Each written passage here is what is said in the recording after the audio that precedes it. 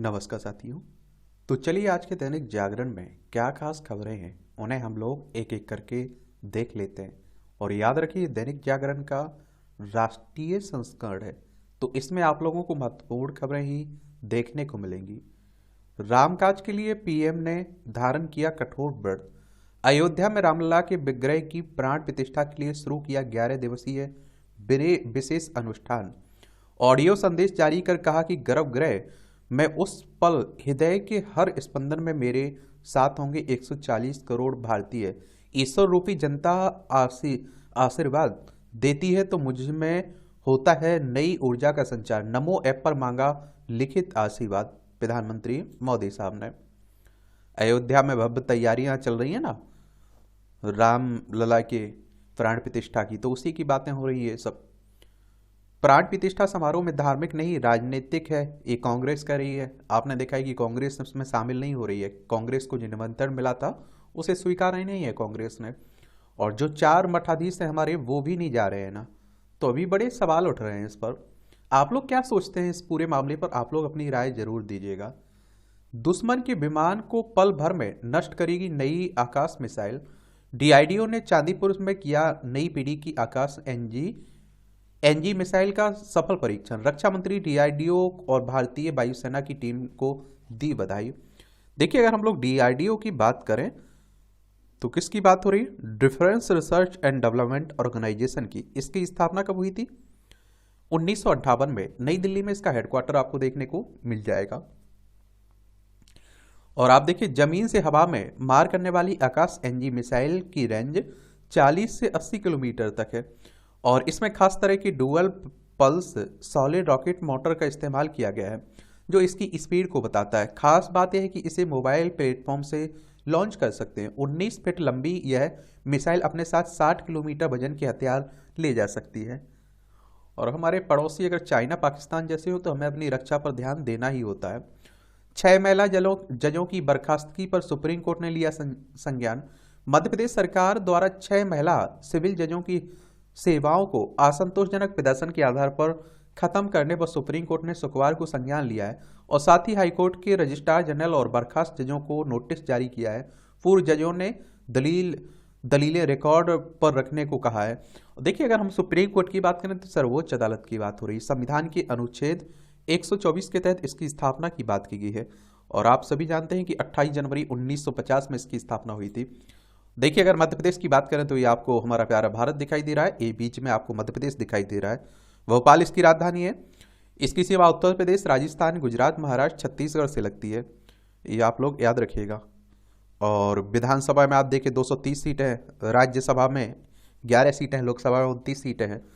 3,08,245 वर्ग किलोमीटर में फैला हुआ है। 1 नवंबर 1956 में इसे राज्य बनाया गया था। मोहन यादव यहाँ के मुख्यमंत्री हैं। मंगू भाई छगन भाई पटेल यहाँ के राज्यपाल देखने को मिलेंगे आपको। आईटी शेयरों में खरीदारी से सेंसेक्स ने बनाया रिकॉर्ड। आईटी शेयरों में जमकर खरीदारी की बदौलत घरेलू शेयर बाजार शुक्रवार को नए शिखर पर जाकर बंद हुआ है। बीएसई का मानक सूचकांक सेंसेक्स 847.27 अंक की वृद्धि के साथ 72,568.45 के नए उच्च स्तर पर जाकर बंद हुआ है। एनएसई का निफ्टी आप देखेंगे 247.35 अंक की वृद्धि के साथ 21,894 अंक पर बंद हुआ है। अमेरिका ब्रिटेन का यमन में हाउती के ठिकानों पर हमला, ये आप देख रहे हैं कि अभी लाल सागर में हाउती के द्वारा आप देखते हैं कि जहाजों पर हमला भी किया जा रहा है, तो उसी की बातें हो रही हैं। सेवानिवृत्त कर्मियों के अनुभव का लाभ उठाएंगी सरकार। केंद्र सरकार ने सेवानिवृत्त हो रहे कर्मचारियों से कहा कि वे सेवा के दौरान अपना अनुभव साझा करें। पेंशन और पेंशनभोगी कल्याण विभाग ने मार्च 2015 में अनुभव पोर्टल नामक ऑनलाइन प्लेटफॉर्म शुरू किया हुआ था। पंचायत स्तर पर भी जारी होगा मौसम का पूर्वानुमान।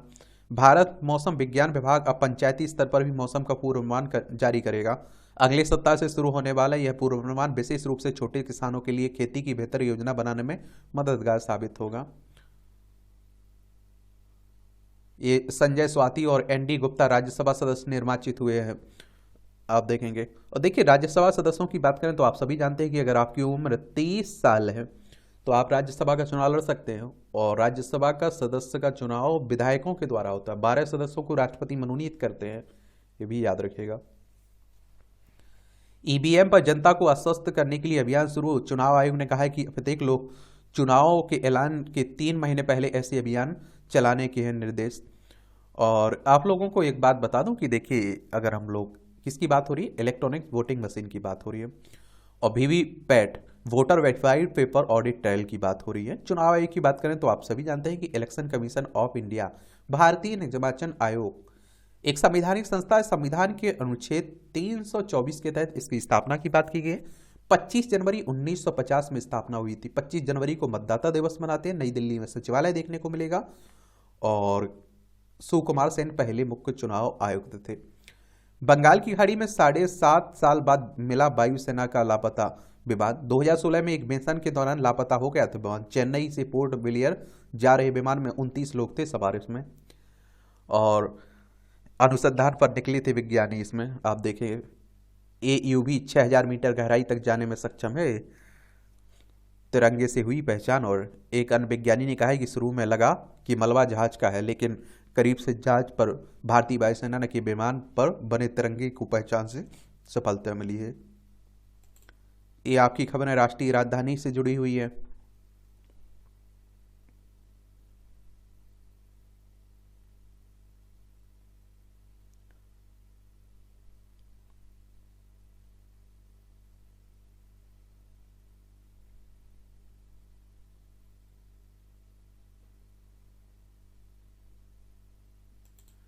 राजनीति में आए युवा परिवारवाद को करें कम, मोदी साहब कह रहे हैं। आप देखेंगे, ये वंशवाद और भ्रष्टाचार पर हमले के बाद सात प्रधानमंत्री ने महाराष्ट्र में फूंका चुनावी बिगुल।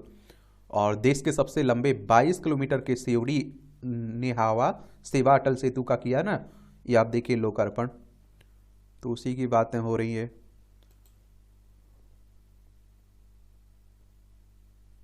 2018 में ये शुरू हुआ था, सेतु अटल सेतु का निर्माण होना शुरू, ये भी याद रखिएगा।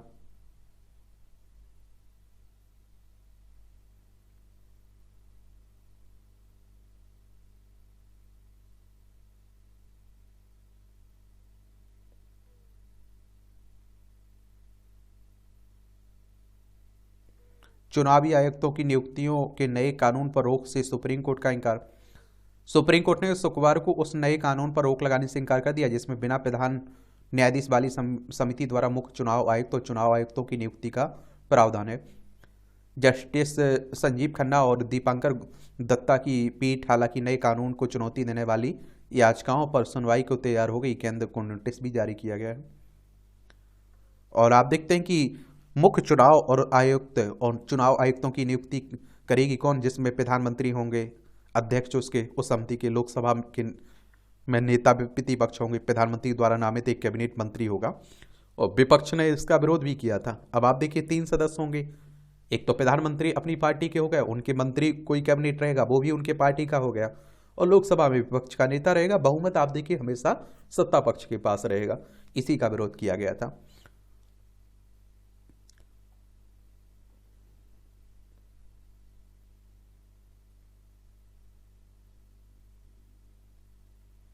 कि सुप्रीम कोर्ट ने संजय कुंडू को हिमाचल के DGP पद से हटाने का आदेश किया रद्द।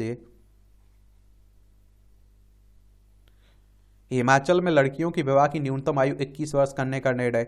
मंत्रिमंडल की बैठक में हिमाचल में प्रस्ताव पारित, स्वीकृत के लिए केंद्र को भेजा जाएगा। इस तथ्य में पहली कक्षा में प्रवेश के लिए आयु सीमा में 6 माह की छूट भी देने की बात हो रही है। 18 वर्ष से आप करके 21 साल करने की बात हो रही है हिमाचल प्रदेश। चलिए एक बार हिमाचल प्रदेश देख लीजिए।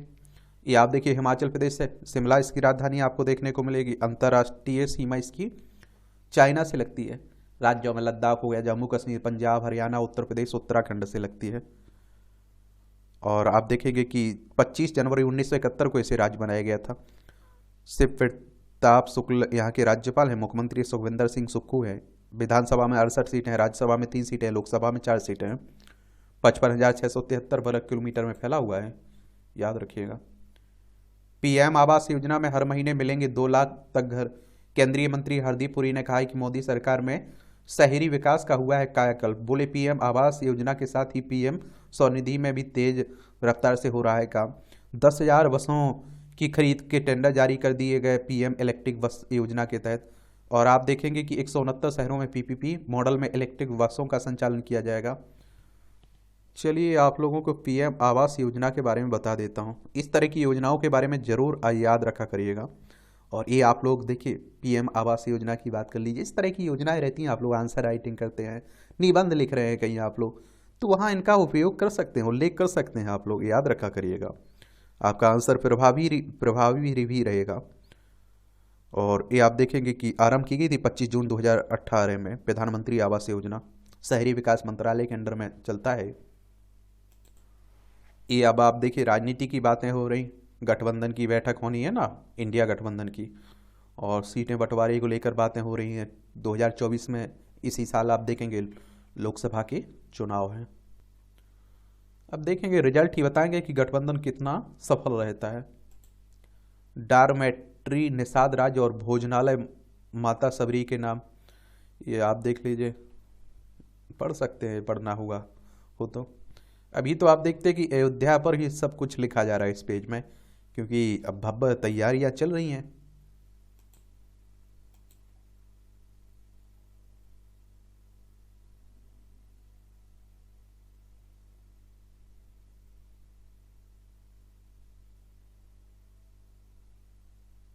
ये आप देखेंगे श्री जगन्नाथपुरी में दोहरा आनंद, राम और कृष्ण की भक्ति संग हिलोरे ले रही आस्था।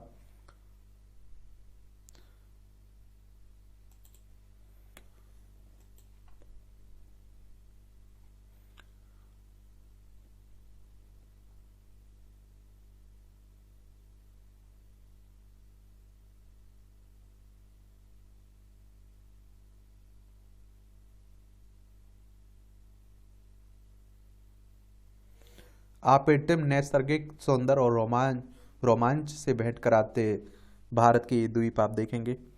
स्वराज द्वीप, प्रधानमंत्री नरेंद्र मोदी की यात्रा के बाद लक्षद्वीप के बारे में जानने में लोगों की रुचि बढ़ी है। लक्षद्वीप के साथ ही विविधता भरे भारत में कई अन्य द्वीप भी पर्यटन को नया आयाम देते हैं।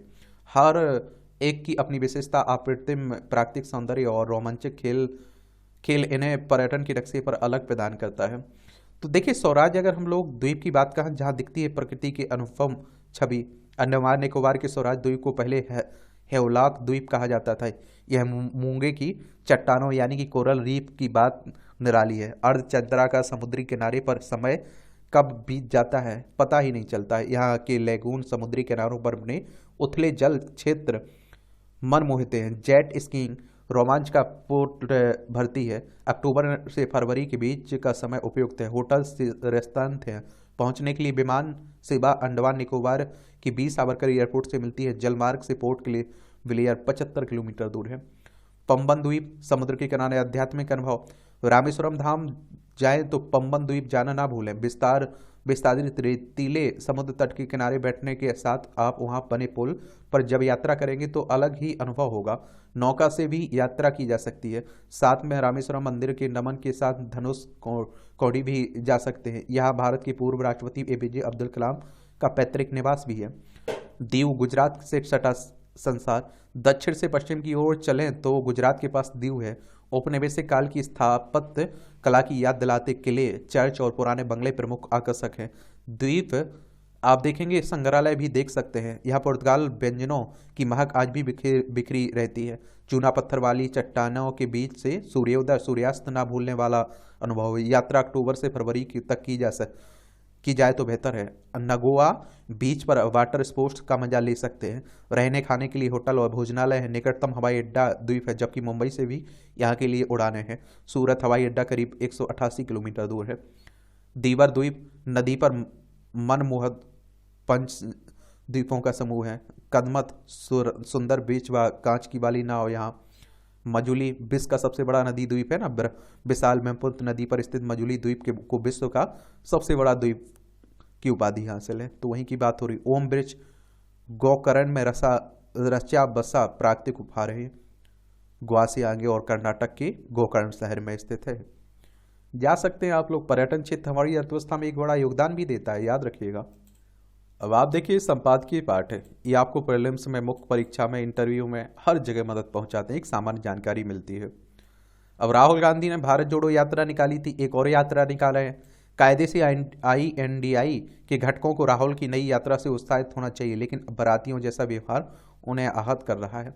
चलिए देख सकते हैं आप लोग। अब देखिए, इसका फायदा मिलेगा या नुकसान होगा, ये तो आने वाला चुनाव ही बताएगा, उसके रिजल्ट बताएंगे। लेकिन आप लोगों को एक बात कह देता हूं कि इस तरह की यात्राएं जब भी की है, किसी ने भी की हो, आडवाणी की यात्रा, रथ यात्रा देख लीजिए, किसी भी की यात्रा देख लीजिए, उसका फायदा हुआ है उस व्यक्ति को, खासकर ज्यादा हुआ है, उस पार्टी को भी हुआ है। ठीक है। खत्म होगी दालों की आयात की मंजूरी।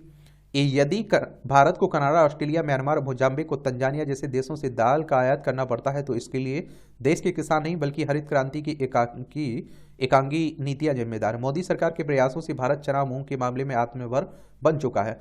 अब इस सरकार ने अरहर और उड़द मसूर के मामले में देश को 2027 तक आत्मनिर्भर बनाने का ऐलान करते हुए कहा है कि वर्ष 2028 से 1 किलो दाल भी आयात नहीं होगी। दलहन आत्मनिर्भरता की शुरुआत अरहर से करते हुए सरकार ने एक वेब पोर्टल लॉन्च किया है, जिस पर अरहर की खेती करने वाले किसान पंजीकरण कर न्यूनतम समर्थन मूल्य पर ऑनलाइन अरहर बेच सकेंगे और किसानों को उपज का भुगतान सीधे उनके बैंक खातों में प्रत्यक्ष नकदी हस्तांतरण DBT के जरिए किया जाएगा। और यदि किसानों को सरकार द्वारा तय भाव से ज्यादा दाम मिलते हैं तो वे अपनी अरहर को अन्य जगह बेचने के लिए स्वतंत्र होंगे। सरकार जल्दी उड़द और मसूर के लिए भी इस प्रकार की व्यवस्था करने जा रही है। और इस वेब पोर्टल को लॉन्च करते समय गृह एवं सहकारिता मंत्री अमित शाह ने कहा कि दाल आयात करना भारत के लिए सम्मानजनक नहीं है और दिसंबर 2027 से पहले भारत दालों के मामले में आत्मनिर्भर होगा।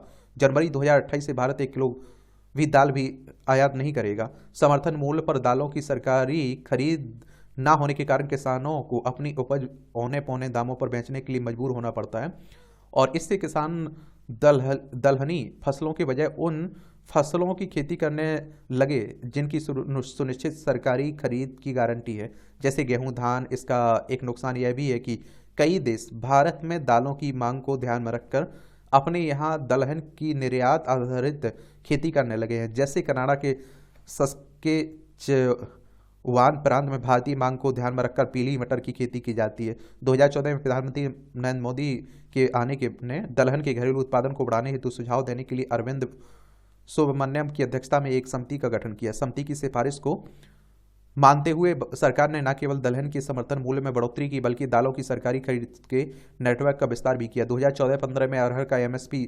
4,350 रुपये था, जो आज आप देखिए 7,000 रुपये प्रति क्विंटल हो गया। इसी तरह मूंग की MSP 4,060 रुपये से बढ़ाकर 8,585 रुपये है। उड़द की MSP आप देखिए 4,350 रुपये से बढ़ाकर 6,950 रुपये है और चने की MSP आप देखिए 3100 रुपये से बढ़ाकर 5440 रुपये प्रति क्विंटल की गई है। सरकार ने मसूर की MSP 2,950 रुपये को दुगने से अधिक बढ़ाते हुए 6,425 रुपये प्रति क्विंटल कर दिया है। बीते 10 वर्षों में दलहन के समर्थन मूल्य में जितनी वृद्धि हुई है उतनी इसके पहले नहीं। सरकार ने दलहन की गुणवत्ता और उत्पादन बढ़ाने के लिए भारतीय कृषि अनुसंधान परिषद और भारतीय दलहन अनुसंधान संस्थान कानपुर के साथ 150 उन्नत बीज केंद्र स्थापित किए। इनसे बहुत से किसान उत्पादन संगठन भी जुड़े हुए हैं और किसानों को आप देखते हैं कि उनकी फसल का अच्छा दाम मिलता है, उन्हें अच्छा बीज मिलता है, तो उनकी अच्छी फसल होती है। दलहन के समर्थन मूल्य में भारी भरकम बढ़ोतरी और सरकारी खरीद नेटवर्क में विस्तार का नतीजा है कि देश में दालों का उत्पादन तेजी से बढ़ा है। वर्ष 2013-14 में जहां दालों का घरेलू उत्पादन 192 लाख टन था, वहीं 2022-23 में 278 लाख टन हो गया है। इसका परिणाम दालों के आयात में कमी के रूप में सामने आया। 2016-17 में जहां देश ने 66 लाख टन आयात था, वहीं 2022-23 में आप देखिए मात्र 25 लाख टन रह गया। दलहन की गारंटीड सरकारी खरीद कितनी क्रांतिकारी से साबित होगी, इसे हरित क्रांति के उदाहरण से समझा जा सकता है। हरित क्रांति के दौर में गेहूं, धान की खेती में बढ़ोतरी के लिए भारतीय खाद्य निगम द्वारा समर्थन मूल्य पर सरकारी खरीद के सुनिश्चित नेटवर्क की महत्वपूर्ण भूमिका रही है। इसे हरित क्रांति की अगुवा रहे पंजाब के उदाहरण से समझा जाता है। 1970-71 में पंजाब में कुल कृषि योग्य भूमि के 48.9% पर गेहूं, 8.3% पर धान की खेती होती थी। बाकी के रकबे पर अन्य फसलों की खेती होती थी, जिनमें मक्का, कपास, चना, बाजरा, मूंगफली मुख्य थी। 45 साल बाद 2014-15 में पंजाब की कृषि योग्य भूमि के 49.3% पर गेहूं और 40.7% रकबे पर धान की खेती हो रही है और इस प्रकार दोनों फसलें आप देखिए 90% रकबे को घेरे हुए। इस दौरान राज्य में गेहूं का रकबा तो कमोबेश उतना ही रहा, लेकिन धान के रकबे में 5 गुना से अधिक की बढ़ोतरी हुई है। और कम वर्षा वाले पंजाब जैसे राज्य में दलहनी तिलहनी फसलों और मोटे अनाजों की कीमत पर धान की खेती को प्रमुखता मिलने की का नतीजा यह हुआ कि भूजल स्तर में तेजी से गिरावट और फसल चक्र रुकने से मिट्टी की उर्वरता में कमी आई है, और जिससे खेती की लागत भी बढ़ी है। ऐसा नहीं कि पंजाब के किसान धान की खेती से हो रहे नुकसान से परिचित नहीं है, लेकिन समर्थन मूल्य पर सरकारी खरीद का सुनिश्चित नेटवर्क उन्हें धान की खेती से बांधे हुए है। और स्पष्ट है कि जब तक दलहनी तिलहनी फसलों और मोटी अनाजों की समर्थन मूल्य पर सरकारी खरीद को गारंटी नहीं मिलती, तब तक किसान गेहूं धान के कुचक्र से बाहर नहीं निकलेंगे। अब यह कार्य मोदी सरकार दालों के सरकारी खरीद के बे पोर्टल के जरिए करेगी। इससे जहां फसल चक्र का पालन एवं कृषि का विविधीकरण होगा, तो वहीं हरित क्रांति के दौरान उत्पन्न हुई विकृतियां भी दूर होगी। लेकर एमएसएमई मंत्रालय के निर्यात संवर्धन और विश्व व्यापार संगठन विभाग में अधिकारी हैं रमेश कुमार दुबे के द्वारा लिखा गया है। और देखिए एमएसपी की गारंटी को लेकर आप किसान, आपने देखा होगा कई बार आंदोलन भी करते हैं कि भैया हमारी फसल का इतना तो कम से कम दाम दीजिए। एक कल्पना ऊर्जा, ये अच्छा कॉलम लिखा जाता है। कल्पना का अर्थ किसी वस्तु, दृश्य, भाव अथवा स्थिति को केवल अंतर मन में अनुभव करना है। जहां वास्तविकता सीमाओं में बंधी होती है, वहीं कल्पना असीम होती है। इसका कारण यह है कि कल्पना केवल हमारे मन की दासी होती है, अतः वह केवल हमारे मन का ही आदेश सुनती है। इसके विपरीत वास्तविकता पर हमारी नियंत्रण नहीं होता है। वास्तविकता तो बाहरी परिवेश में घटित होती है, हम उसे स्वीकार करने के लिए बाध्य होते हैं। वास्तविकता के परिणाम सकारात्मक भी हो सकते हैं और नकारात्मक भी, जबकि कल्पना सकारात्मक अथवा नकारात्मक दोनों ही रूप में मन की इच्छा अनुसार ग्रहण करती है। राजनीति युवा, प्रधानमंत्री नरेंद्र मोदी ने नासिक में राष्ट्रीय युवा महोत्सव का उद्घाटन करते हुए युवाओं को राजनीति में आने की जो आवश्यकता जताई, वह समय की मांग है। यह मांग इसलिए भी होनी चाहिए क्योंकि राजनीति देश को दिशा देने और बदलाव लाने का प्रयास प्रभावी माध्यम है। और युवा जब राजनीति में आते हैं तो वे एक नई ऊर्जा के साथ नया सोच भी लाते हैं। इस संदर्भ में प्रधानमंत्री ने सही कहा है कि लोकतंत्र में युवाओं की भागीदारी जितनी अधिक होगी, राष्ट्र का भविष्य उतना ही बेहतर होगा। और निसंदेह उन्हीं युवाओं को राजनीति में आना चाहिए जो समाज एवं देश के लिए कुछ करने की ललक रखते हैं। ऐसे युवाओं को यह समझ होगा कि राजनीति परिश्रम और लगन के साथ धैर्य की भी मांग करती है। राजनीति में रातों रात सफल नहीं हुआ जा सकता है। इसका एक उदाहरण स्वयं प्रधानमंत्री का राजनीतिक जीवन देख लीजिए। उन्होंने राजनीति में कोई मुकाम हासिल करने के पहले एक सामान्य कार्यकर्ता के रूप में दशकों तक देश की समस्याओं को जाना और लोगों की आकांक्षाओं को समझा है। राजनीति में आने के इच्छुक युवाओं को इस पर भी गौर करना चाहिए कि मुख्यमंत्री और फिर प्रधानमंत्री बनने के पहले उन्होंने किस तरह एक लंबी तपस्या की है। इस तप के चलते ही वह आज देश के साथ साथ दुनिया में भी अपनी छाप छोड़ने में समर्थ है। प्रधानमंत्री ने युवाओं से राजनीति में आने की अपील करते हुए यह जो कहा कि यदि आप सक्रिय राजनीति में आते हैं तो परिवारवाद के प्रभाव को कम करने में सहायक बनेंगे। वह एक ऐसा तथ्य है जिसकी अनदेखी नहीं की जानी चाहिए। वास्तव में परिवारवाद ने युवाओं के राजनीति में आने का मार्ग अवरुद्ध कर रखा है। परिवारवादी राजनीति का उदाहरण केवल अधिकांश क्षेत्रीय दल ही नहीं दे रहे हैं, बल्कि राष्ट्रीय दल के रूप में कांग्रेस भी दे रही है। परिवारवादी दल युवाओं के लिए प्रेरणा का स्रोत नहीं बन सकते हैं, क्योंकि ऐसे दलों में शीर्ष पद परिवार के लोगों के ही आरक्षित होता है। परिवारवाद दो तरह का होता है, एक वह जिसमें आप देखिए स्थापित नेताओं के स्वजन राजनीति में सक्रिय हो जाते हैं, दूसरा वह जिसमें दल विशेष का संचालन परिवार के सदस्य ही करते हैं। यह परिवारवाद की तरह ही सामंतशाही या देश में कई दल ऐसे हैं जिनकी कमान परिवार विशेष की दूसरी पीढ़ी के पास और तीसरी पीढ़ी उनका स्थान लेने को तैयार है। विडंबना यह है कि ऐसे भी दल लोकतंत्र में मूल्यों और मर्यादाओं की दुहाई देते हैं। जो युवा राजनीति में सक्रिय नहीं होना चाहते हैं या राजनीति उनके मिजाज में नहीं, उनके पास भी अपने वोट की ताकत से परिवारवाद की राजनीति व अन्य राजनीतिक कुप्रथाओं को हतोत्साहित करने का अवसर होता है। और इसी तरह हर युवा को समझना होगा कि अपने चरित्र का निर्माण किए बिना वे किसी का भला नहीं कर सकते हैं। अक्षम्य अपराध, इसे अत्यंत दुर्भाग्यपूर्ण कहा जाए कि कई उच्च शिक्षा संस्थानों में अभी भी नवप्रवेशी छात्रों से रैंकिंग की कुत्सित ये परंपरा अभी भी बरकरार है। प्रशासनिक अधिकारी इसे रोकने में नाकाम है। उत्तर प्रदेश के बनारस हिंदू विश्वविद्यालय जैसे प्रतिष्ठित संस्थान में ऐसा होना और चिंताजनक है। इस विश्वविद्यालय की मिर्जापुर स्थित बरकछा कैंपस में पशु चिकित्सा विभाग के 5 छात्रों ने प्रथम वर्ष के एक छात्र को रैंकिंग के नाम पर पीड़ित किया है। और इसी विश्वविद्यालय के मुख्य कैंपस के विड़ला हॉस्टल में एक MA समाज शास्त्र के छात्रों द्वारा एक छात्र से रैंकिंग के नाम पर मारपीट का मामला भी सामने आया। पहली घटना में छात्र दोषी पाए गए, विश्वविद्यालय प्रशासन ने उनके खिलाफ कार्रवाई की। दूसरी घटना की जांच चल रही, लेकिन महत्वपूर्ण सवाल यह है कि ऐसा होता कि क्यों है। रैंकिंग को रोकने के लिए कठोर कानून बनाए गए हैं, विश्वविद्यालय प्रशासन को भी इसके लिए जिम्मेदार ठहराया गया है, और फिर भी यदि ऐसी घटनाएं होती हैं तो शिक्षण संस्थानों में प्रशासनिक विफलता का उदाहरण है। परंपरा के नाम पर छात्रों को किसी के साथ मनमानी करने की इजाजत नहीं दी जा सकती। छात्र बहुत उत्साह और भविष्य बनाने की बड़ी उम्मीदें लेकर उच्च शिक्षा संस्थानों में प्रवेश लेते हैं। ऐसे में उनके साथ यदि रैगिंग होती है तो उनका मानसिकता पर विपरीत असर पड़ता है और वे अपने आत्मविश्वास खोने लगते हैं। वरिष्ठ छात्रों की जिम्मेदारी है कि वे नए छात्रों का उत्साह बढ़ाएं, ना कि रैगिंग कर उनका मनोबल तोड़ें। इसके लिए शिक्षा संस्थानों में छात्रों की काउंसिल की जानी चाहिए। छात्रों को यह पता होना चाहिए कि रैगिंग करने के दुष्परिणाम क्या हो सकते हैं, इनका भविष्य किस हद तक खराब हो सकता है। इस बात की जांच होनी चाहिए कि उच्च शिक्षण संस्थान रैंकिंग रोकने के लिए विश्वविद्यालय अनुदान आयोग की गाइडलाइन का पूरी तरह पालन कर रहे हैं या नहीं कर रहे हैं। मानव समाज के प्रेरक हैं श्री राम। यह राम शब्द ही ऐसा है जिसे सुनो तो शब्द ही ईश्वर की अनुभूति देता है। और मैं आप लोगों से कह रहा हूं कि राम का जो संघर्ष रहा है, राम का जो जीवन रहा है, आप उससे बहुत कुछ सीख सकते हैं अगर सीखना चाहें तो। आखिर यह शब्द इतना मायने क्यों रखता है भारतीयता के लिए? क्या भारतीयता की पहचान में राम ऐसा है जैसा किसी भी शरीर की पहचान में उसका हृदय, यदि उसकी धड़कन रुक जाए तो जीवन समाप्त हो। राम सभ्यता की गुहार है, संवेदना और प्रेम का परम आदर्श भी है। राम आदर्श ही तो है जीवन के लिए। राम से इतर जीना मतलब जीवन से इतर बस ऐसे जीते जाना जिसमें कोई लवण नहीं हो। राम आदर्श भक्ति के भी और भक्त को हृदय में रख संबल देने के भी। राम सबसे बड़े आदर्श मित्रता के हैं। जो भी आता गया राम के जीवन में वो बस मित्र बनता गया और राम मित्रता निभाते गए। राम वह व्यक्ति हैं जो व्यक्ति से भगवान हो गए, और राम ने कभी नहीं कहा कि वह भगवान होना चाहते। राम को भगवान बनाया उनके प्रेमियों ने। राम थे ही ऐसे। भारत की सभ्यता में यह बात चिरपरिचित है कि वह व्यक्ति जो पूरे समाज को जीवन सिखा दे उसे भगवान बना दिया जाता है, उसे सबसे सर्वोच्च स्थान पर रखा जाता है। राम हृदय में हो तो शुभ और राम प्रेम के परिचायक हो तो शुभ। ये आप देखेंगे कि उनका जो जीवन रहा है उसी से तो उन्हें भगवान बना दिया। आप सोचिए अगर भगवान थे भी, मान लीजिए, तब भी आप देखेंगे कितना संघर्ष करना पड़ा। तो हम तो आप इंसान हैं, हमें भी आप देखें संघर्ष करना पड़ेगा।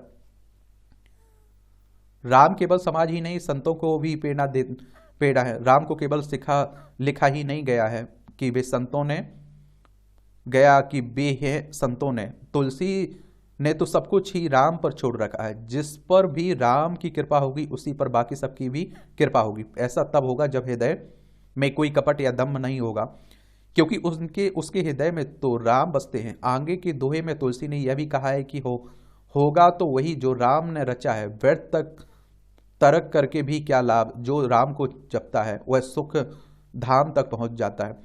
जैसे सती सुख धाम तक पहुंच गई, तुलसी के राम को सुनते ही आंख बंद कर बस भाव विभोर हो जाने का मन करता है। पूरी प्रकृति सुहावन हो जाती है।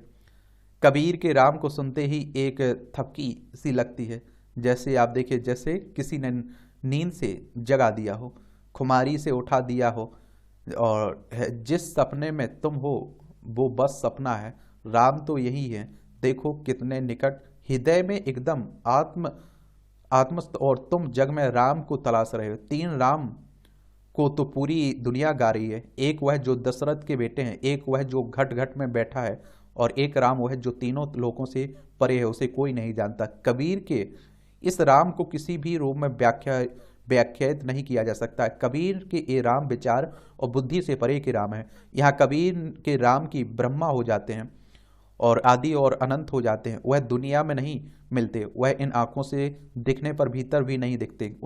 उसके लिए तो आंखें भी राम की ही चाहिए। चलिए टिप्पणियां रहती हैं, ये भी देख सकते हैं आप लोग।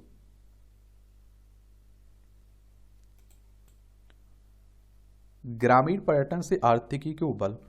बीते एक दशक में केंद्र व राज्य सरकारों ने ग्रामीण आर्थिकी की मजबूती के लिए बड़ी संख्या में दूर दराज के गांवों को पर्यटन हब के रूप में विकसित किया है। केंद्र की नीतियों और प्रदेश सरकार के सहयोग से ग्रामीण भारत की तस्वीर काफी हद तक बदली भी है। केंद्र की वाइब्रेंट विलेज योजना से लेकर प्रदेश सरकारों के अपने स्तर पर नए नए स्थानीय पर्यटन स्थलों को विकसित करने के प्रयास से ग्रामीण पर्यटन के साथ अर्थव्यवस्था को नए आयाम दिए हैं। रोजगार की सुगमता से थमेगा पलायन भी आप देखेंगे। सार्वजनिक रेडियो प्रसारण दिवस, तिनका तिनका कहानियों का संसार। चलिए आप लोग देखिएगा।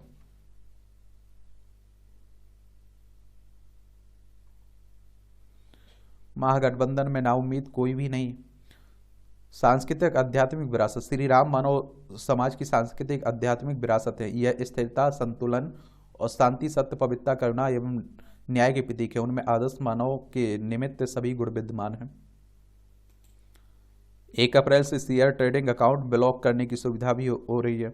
300 एथनॉल स्टेशन खोलेगी इंडियन ऑयल, गडकरी साहब करें हमारे। दिसंबर में खाद्य तेल का आयात 16% घटा। एसबीआई ने शुरू किया विशेष सावधि जमा योजना। और आप देखिए एसबीआई ने पर्यावरण अनुकूल परियोजनाओं के वित्त पोषण के लिए शुक्रवार को हरित रुपया सावधि जमा योजना शुरू की है। बैंक ने कहा कि यह योजना प्रवासी भारतीयों सहित सभी व्यापारियों के लिए खुली है। एसबीआई की स्थापना कब हुई थी, इसका हेडक्वार्टर कहाँ है, आप लोग बताइए। अमेरिकी फंड हाउस में $50 अरब निवेश का इच्छुक है। विंजो ने गेमिंग कौशल और तुक्के के अंतर के लिए बनाया मॉडल। ऑनलाइन गेमिंग प्लेटफॉर्म है ना। यात्री वाहनों की थोक बिक्री पहली बार 40 लाख के पार पहुंची है। 6.9 से 7.2% रहेगी चालू वित्त वर्ष में विकास दर। एक कंसल्टेंसी फर्म डिलाइट कह रहा है 4 माह के उच्च स्तर पर पहुंची खुदरा महंगाई। 5.69% रही पिछले महीने में खुदरा महंगाई दर, जो नवंबर 2023 में 5.5% थी। ये 5 वर्ष, भारत 5 वर्ष में बन जाएगा तीसरी बड़ी आर्थिकी महाशक्ति, हमारे होम मिनिस्टर साहब कह रहे हैं। देखते हैं क्या होता है।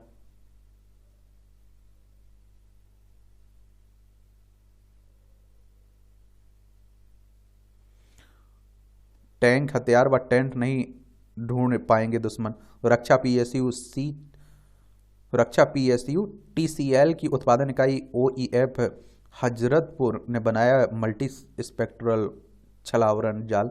18 महीने चले अनुसंधान के बाद तैयार किया सैटेलाइट थर्मल इमेज व रडार से बचाने वाला उत्पाद। ये आपकी अंतर्राष्ट्रीय खबरें हैं। यूक्रेन पहुंचे सुनक 2.5 अरब पाउंड लेकर सैन्य मदद का ऐलान किया है इन्होंने। गाजा में मरने वाले फलस्तीनियों की संख्या 24,000 हुई है। ये आप देखिए हमास और इजराइल के बीच चल रहा है ना, उसी की बात हो रही है। लंदन मेयर चुनाव की रेस में 2 भारतवंशी कारोबारी भी शामिल हैं। वर्तमान मेयर सादविक खान को चुनौती देते हुए 2 भारतवंशी प्रतिस्पर्धा में शामिल हो गए। 63 वर्षीय कारोबार तरुण गुलाटी जहां अपना चुनाव कैंपेन पिछले वर्ष के अंत में भारत दौरे के दौरान शुरू किया था, वहीं रेस में 62 वर्षीय प्रॉपर्टी कारोबारी श्याम बत्रा भी कूद पड़े हैं। अब दुनिया भर में भारतीय रह रहे हैं। नागरिक धोखाधड़ी मामले में कोर्ट में सुनवाई के दौरान जज से उलझे ट्रंप, कहा आप चला रहे हैं अपना एजेंडा। जज ने वकील को अपने मुवक्किल को संभालने की दी हिदायत। राष्ट्रपति बाइडेन के बेटे हंटर भी कर धोखाधड़ी मामले में हुए कोर्ट में पेश, बताया खुद को निर्दोष। देख लीजिए इनके बुरे दिन चल रहे हैं। जापान का ऑप्टिकल 8 सैटेलाइट उत्तर कोरिया पर रखेगा नजर। उत्तर कोरियाई मिसाइलों पर नजर रखने के लिए शुक्रवार को जापान की कागोशिमा स्थित तेनेगाशिमा अंतरिक्ष केंद्र से ऑप्टिकल ऑब्जर्वेशन सेंटर को H2A रॉकेट से लॉन्च किया गया है। भारत और अमेरिका के बीच वीजा और दुर्लभ खनिजों को लेकर चर्चा हो रही। 11वीं ट्रेड पॉलिसी फोरम में मिले 2 देशों के व्यापार मंत्री। भारत ने वीजा आवेदनों की प्रोसेसिंग में तेजी लाने को कहा है। चुनाव आयोग का काम अपने हाथ में नहीं ले सकता, सुप्रीम कोर्ट CJP कह रहे हैं। ये पाकिस्तान में चल रहा है उठापटक, तो उसी की बातें हो रही हैं। पाकिस्तान को IMF देगा $70 करोड़। चलिए भैया IMF के बारे में बता देता हूँ। इंटरनेशनल मॉनेटरी फंड की बात हो रही है, अंतर्राष्ट्रीय मुद्रा कोष की बात कर रहा हूँ। इसकी स्थापना 27 दिसंबर 1945 में हुई थी। अंतर्राष्ट्रीय वित्तीय संस्थान है। इसका उद्देश्य अंतर्राष्ट्रीय बौद्धिक सहयोग को बढ़ावा देना, अंतर्राष्ट्रीय व्यापार को सुविधाजनक बनाना, सतत आर्थिक विकास को बढ़ावा देना, भुगतान संतुलन की कठिनाइयों का सामना करने वाले सदस्यों को संसाधन उपलब्ध कराना और अंतर्राष्ट्रीय वित्तीय संकटों को रोकना, उनसे उबरने में सहायता करना। वॉशिंगटन DC USA में इसका हेडक्वार्टर देखने को मिलेंगे। ताइवान में आज होंगे आम चुनाव, ताइपे इसकी राजधानी है। एक खेल का क्षेत्र है, इसे भी देख लिया करिएगा। सात्विक और चिराग की जोड़ी सेमीफाइनल में पहुंच चुकी है। विश्व रैंकिंग में दूसरे स्थान पर सात्विक साईराज रेड्डी और चिराग शेट्टी के अनुभवी भारतीय जोड़ी शुक्रवार को यहाँ मलेशिया ओपन सुपर 1000 टूर्नामेंट में चीन के रेन जियांग यू और हे जे टिंग को जोड़ी को सीधे गेम में हराकर हादसे ने आमिर के छीने हाथ, पैरों से करने लगे गेंदबाजी। गजब। देखिए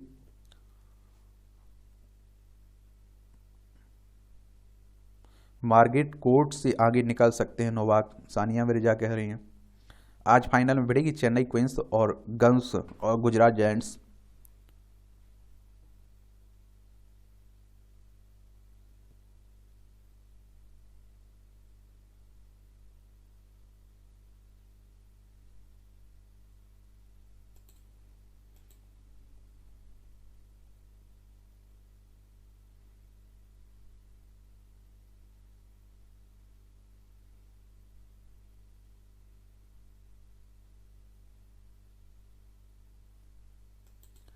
यहाँ आपको जनरल नॉलेज की जानकारी मिल जाती है, परीक्षा के पॉइंट व्यू से भी पॉइंट मिल जाते हैं।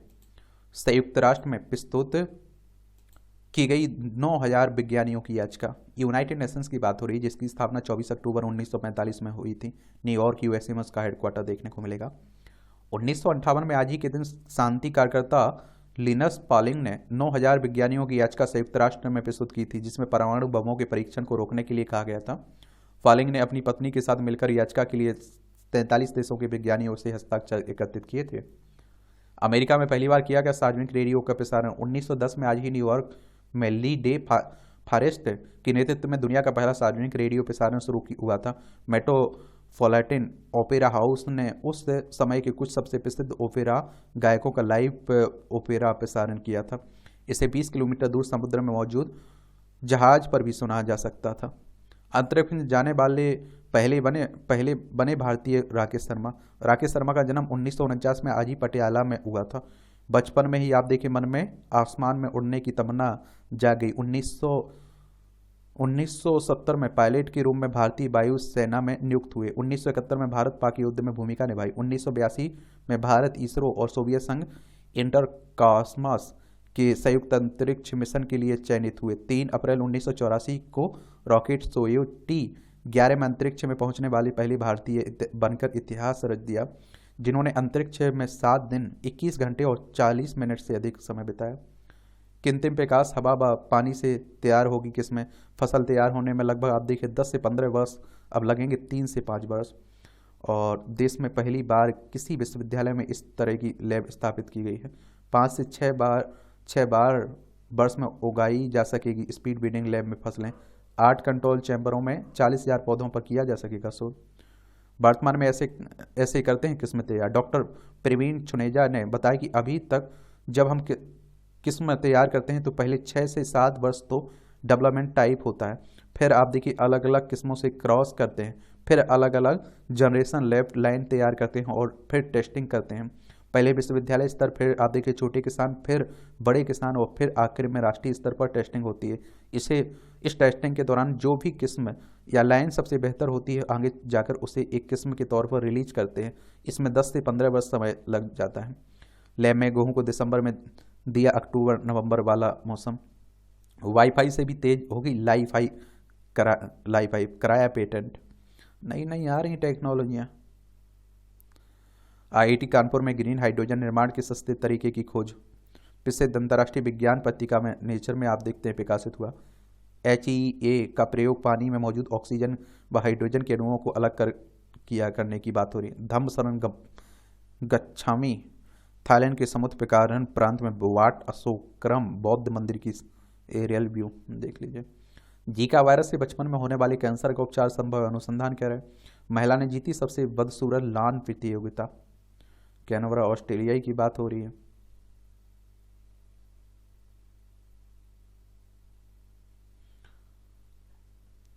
ये वांगकांग उत्सव मलेशिया के ऐतिहासिक मलक्का शहर में वांगकांग उत्सव रॉयल शिफ्ट फेस्टिवल के दौरान बुरी आत्माओं को एकत्रित करने तथा उन्हें भगाने के लिए पहिए वाले प्लेटफॉर्म के साथ शाही वज्रे की आप देखिए विशाल प्रतिकृति को श्रद्धालुओं ने रस्सी के सहारे खींचा। धार्मिक सांस्कृतिक रीतियों से ओतप्रोत यह जुलूस 9 किलोमीटर के मार्ग पर 12 पड़ावों के साथ गुजरा, जहां पुजारियों ने बुरी आत्माओं नकारात्मक प्रभाव को बजरे पर चढ़ाने के लिए अनुष्ठान किया। रात में एक अन्य छोटी परेड हुई जिसका समापन विदाई समारोह के साथ हुआ। और वांगकांग उत्सव चीन से होक्किन होक्किन व्यापारियों द्वारा मलक्का आया था। पहली बार 1854 में हुआ थे। ये मूवी से जुड़ी ही खबरें हैं, पढ़ना हो तो पढ़ सकते हैं आप लोग। और इस तरह से आप देखेंगे आज के न्यूज़पेपर की कहानी खत्म होती है। आप लोग पढ़ते रहिए, एंजॉय करते रहिए। आपका कोई सवाल हो मेरे लिए, सुझाव हो तो ज़रूर आप लोग बता सकते हैं। धन्यवाद। मेरी तरफ से शुभकामनाएं, ईमानदारी से मेहनत करिए।